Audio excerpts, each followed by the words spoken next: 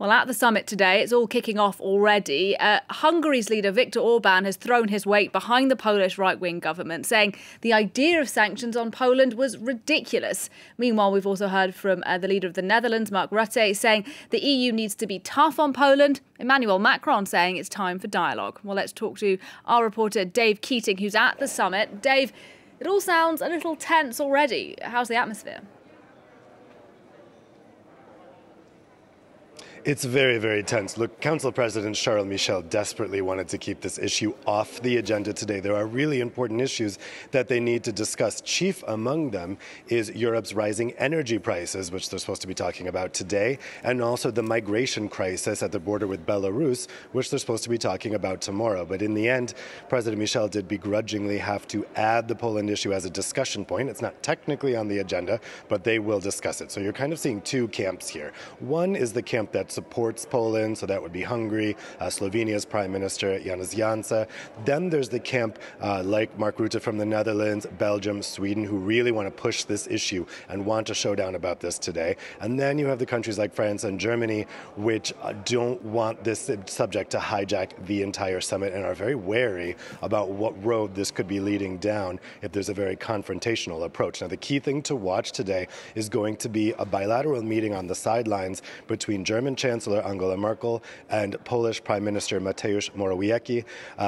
Merkel has really been urging caution here. She's very afraid of the spiral this could go down because she's afraid that if the EU gets very confrontational with the Polish right-wing government, they have no choice but to dig in their heels, because to be seen to be surrendering to the EU now would really get them in trouble with their own voters. But at the same time, the Polish government is in a very difficult position here. They're really gambling because EU membership is very popular in Poland. Polls show that only 8% of Polish people want to leave the EU. It's a complete non-vote getter. And a crisis in which it looks like the EU was ready to kick Poland out or to more realistically deprive it of all EU funding or a significant amount of EU funding could cause a governing crisis that could make the government collapse and cause new elections to come before they're scheduled in 2023. That is what the opposition leader Donald Tusk in Poland, former European Council president, is hoping for, because he really wants to put this issue to the people and say, look, the right-wing government is taking this country out of the EU,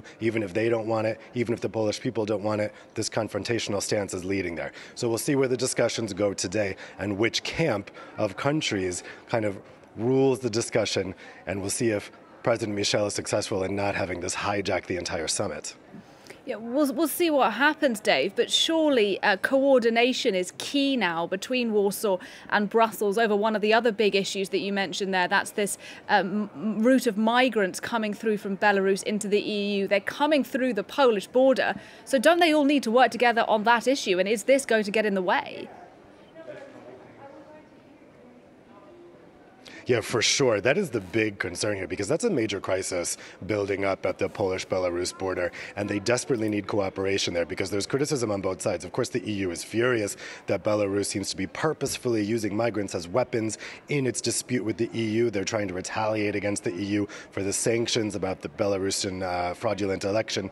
But at the same time, the Polish government is being criticized for the way they're treating those migrants who are being pushed across the border. So obviously a solution is needed here, and of course, this disagreement over the rule of law issue doesn't help getting an agreement there. Also on the energy prices issue, Poland has a lot to say about whether these energy prices are the result of EU climate policy, specifically the EU's emissions trading system. That's something that Poland is going to bring up today. It's not going to be helping the whole atmosphere of tension because the Commission strongly denies that any EU climate policy is behind these energy price rises. They say it's because of the increase in economic activity after the pandemic and Russia slowing down the supply of gas to the rest of Europe. So on these big issues, it just so happens that Poland is kind of at the center of the other two big debates that need to be discussed at this summit. And so the overall atmosphere of tension is really not going to help probably getting some breakthroughs on those issues.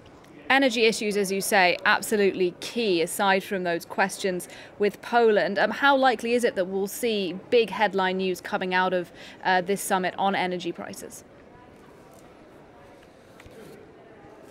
I mean, they may be ratcheting down expectations, but every EU diplomat I've talked to said don't expect anything big on energy prices. Today, they will endorse the toolbox of actions that the European Commission put forward last week. But really, that toolbox is just a reminder to national governments of what they can do at national level. Energy is not an EU competence, and the EU has limited powers to actually step in and do anything here.